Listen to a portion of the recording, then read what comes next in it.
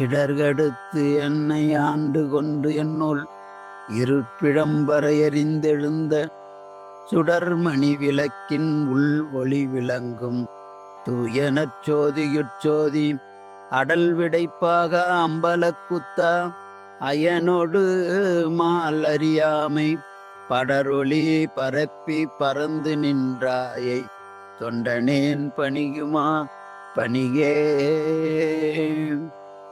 எல்லாம் அல்ல செந்தமிழ் சொக்கநாத பெருமானுடைய திருவருளையும் தர்மயாதின குருமணிகளினுடைய குருவருளையும் சிந்திக்கின்றோம். திரு இசைப்பா என்கின்ற திருமுறைகளே 9ஆம் திருமுறையாக விளங்குகின்ற இந்நூல் 9 அடியவர்களால் அருளி செய்யப்பட்டது. அதிலே திருமாளிகை தேவரால் அருளி பெற்ற இந்த பதிகம் கோயிலை பற்றி. கோயில் என்பது சிதம்பரம், சித் அம்பரம் சிதம்பரம், தில்லை என்றும் அதை போற்றுவார்கள். தில்லையில் கூத்தனே தென்பாண்டி நாட்டானே என்று மணிவாசகரும் அருளுகின்றார். இதிலே நமக்கு வருகின்ற இடையூறுகள் அதை இறைவன் ஒருவனால் தான் தடுக்க முடியும். நாம் செய்த வினைக்கீடாக நாம் அதை அனுபவித்து தான் ஆக வேண்டும்.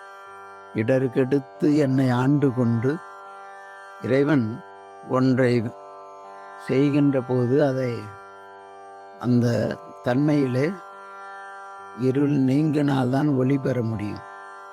அதே போன்று நம்மை பற்றி இருக்கின்ற மலம் நீங்கினால்தான் இறைவன் அருளை கொடுக்க முடியும். அதனால்தான் இருள் துறந்தனை அருள் சுரந்தனை என்று குமரகுருபரர் கலம்பகத்திலே காட்டுவார். அப்படி இடர்கெடுத்து நமக்கு வருகின்ற இன்றோர் இடையூறு எனக்குண்டோ எந்தோல் முக்கன் எம்மானே நன்றே செய்வாய் பிழை செய்வாய் இன எனக்கு பிழை செய்வாய் நன்றே செய்வாய். அதனால் நமக்கு வருகின்ற அந்த இடையூறுகள் எல்லாம் நீக்கி ஆண்டு கொண்டு என்னுள் இருட்பிழம்பர எரிந்தெழுந்த சுடர்மணி விளக்கினுள் உள் ஒளி விளங்கும் என்கின்றார். ஜோதி என்பதே பிரகாசமானது. அதிலே ஒளி விளங்கும் விளக்கு, சுடர்மணி விளக்கு. அதில் சுடர்மணி விளக்காக இருப்பது என்பது மிக பிரகாசமாக இருக்கிற இறைவன் பேரம்பலத்தில் இருப்பதனால் அந்த பிரகாசம் மிக பெரியதாக விளங்குகின்றது. ஆகையினால் அந்த இறைவன் எப்படி இருக்கிறான் என்று சொன்னால் சுடர்மணி விளக்கின் உள்வொளி விளங்கும் தூயனச் சோதியில் சோதி. அப்படிப்பட்ட இறைவன் அடல் விடைப்பாக அவன் இதில் இடப ரூபத்திலே இருக்கின்றான், இடப வாகனத்திலே. அந்த இடப வாகனம் என்பது தர்ம தேவதையாகவும் திருமால் ஒரு முறை தாங்கினான்கான் சாழலோ என்று காட்டுகின்றது. இப்படி 5 விடைகளை காட்டுகின்றார்கள். அதில் அதிகமாக அவன் தர்ம தேவதையினுடைய விடையின் மேலே தான் அமர்ந்து வருகின்றான். அப்படி அடல் விடைப்பாக அம்பலக்கூத்தா திரு அம்பலத்திலே ஆடிக்கொண்டிருக்கின்ற இறைவனை அயனொடு மால் அறியாமை திருமாலும் பிரம்மனும் அடிமுடி தேடினார்கள்.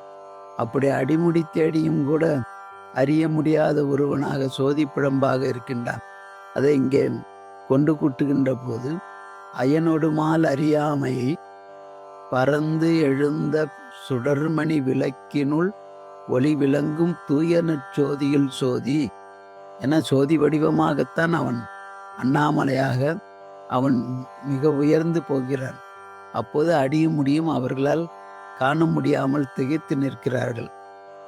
யான் பெரியவன் யான் பெரியவன் என்று இருவருக்கும் தந்தை மகனுக்குள் வந்த போட்டியினால் இறைவன் யார் முதலில் அடிமுடியை தேடுகிறார்களோ அவர்களே பெரியவர்கள் என்று காட்டிய வண்ணம் அவர் ஜோதிப்பிழம்பாக இருந்ததினால் அந்த சோதியுள் சோதியாக தூயனற் சோதியில் சோதியாக விளங்குகின்ற காரணத்தினால் அவன் மிக உயர்ந்து நிற்கின்றான். அந்த வகையிலே இங்கேயும் காட்டுகின்றார். அயனொடு மால் அறியாமை படரொளி பரப்பியே பறந்து நின்றானை.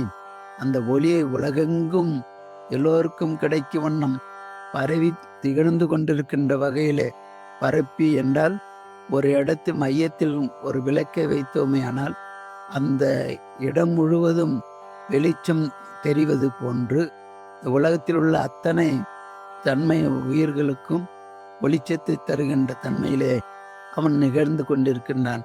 படரொளி பரப்பு நின்றாயை தொண்டனேன் பணியுமா பணியே. இறைவனே, உனக்கு நான் பணி செய்வதற்கு எனக்கு உத்தரவு கொடு, அப்போது நான் பணியுமாறு பணிவேன். எல்லாவிட்டால் எனக்கு ஒன்றும் சுய நிலவு கிடையாது. ஆகையினால் என்னை தொண்டனேன், எனக்கு என்ன பணிகள் கொடுக்கின்றாயோ அந்த பணியை ஏற்று நான் செய்வேன் என்கின்ற அந்த உணர்வு எல்லோருக்கும் வர வேண்டும். இறைவன் கொடுத்தால்தான் நாம் எந்த பணியும் செய்ய முடியும் என்பதை மனம் ஒப்புக்கொள்கின்ற அளவிற்கு நம்முடைய காரியங்களை இயற்றி இறைவனுடைய திருவருளுக்கு பாத்திரம் ஆவோமாக.